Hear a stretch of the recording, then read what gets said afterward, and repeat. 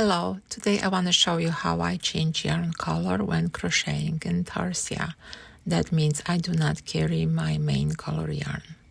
You can start with chain 3 for double crochet stitch, or you can do as I usually do, stackable single crochet stitch. I believe the edge looks a little bit more neater, and that's how I make that. One, and you go here and making another single crochet. That's just stackable single crochet. Now I will work my main color yarn until I need to change yarn color.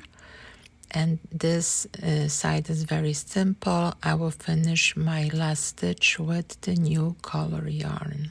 And I work my contrasting color yarn as normally, keeping my main color yarn on this side. I work as many stitches as I need for my design, and then I will change yarn color again, but because I'm using intarsia, I do not carry that main color yarn. I will attach additional working yarn in main color. So we're doing exactly the same thing as we did in the beginning. We're attaching yarn and using that new color yarn as the last loop for our last stitch. And now I can work as usual. So let's finish this row, and I will go to the next row to show you how to change yarn color on the wrong side. This is the right side, this is the wrong side, and we want those sides to be almost identical. I start again with stackable single crochet, but you can start with any stitch you wish. And now it's time to change my yarn color. So I make sure that my new color yarn it's in front of me and my old color yarn is in the back. And I would just make one loop. Now I will bring my old color yarn to front, put on the right, so it's holding that loop.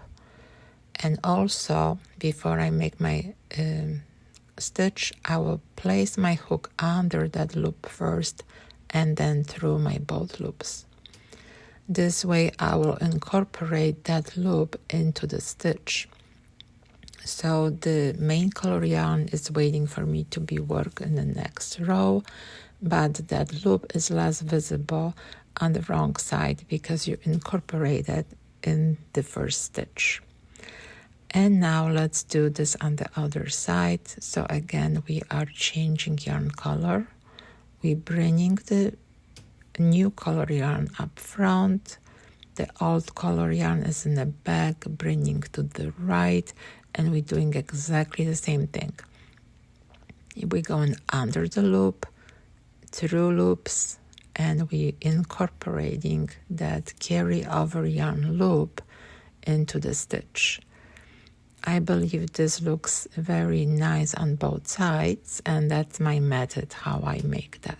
Before we end this short video, I want to show you one more thing. You can use exactly the same method to bring two working yarns together. And you will use this each time you want to place main color yarn between your contrasting color yarn design. You want to bring that extra working yarn up, and that's the best way to do. So in the beginning, there is nothing to change. You leave the contrasting color yarn as usual, and you work your main color yarn all the way to your second main color working yarn. So I will do the same thing. As I stop, I will look for my second working yarn, and I keep that yarn in the back, make a loop. Now the trick is to incorporate that loop. So you're placing your hook first through two loops, and then you pick up that loop. You want that loop to be incorporated into the stitch as well as we did on the wrong side. And this is how it looks. The new working yarn is ready for you to pick up in the next row. So it's a little bit higher than usual. And this is how I change yarn color when I'm using double crochet stitch. I hope you found this information helpful. And I hope you will join me for my next project. Have a wonderful day.